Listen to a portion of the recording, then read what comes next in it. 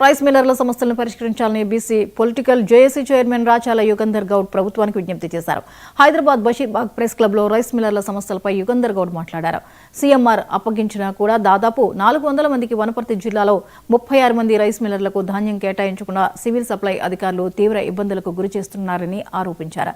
గతంలో కెపాసిటీకి మించి కేటాయింపు చేసిన అధికారులు ఇప్పుడు ఇవ్వాల్సిన మేరకైనా ఇవ్వకుండా సతాయిస్తున్నారని రైస్ మిల్లర్లు ఆరోపించారు.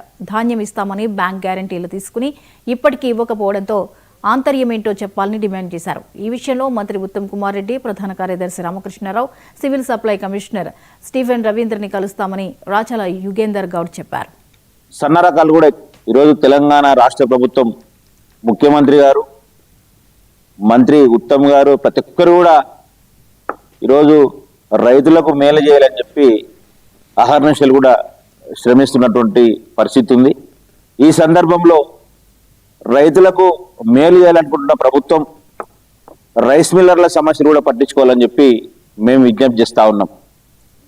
ఎందుకంటే ప్రస్తుత సీజన్లో వనపర్తి జిల్లాలో చూసుకుంటే ఈరోజు వరి ఎక్కువగా వండుతుంది.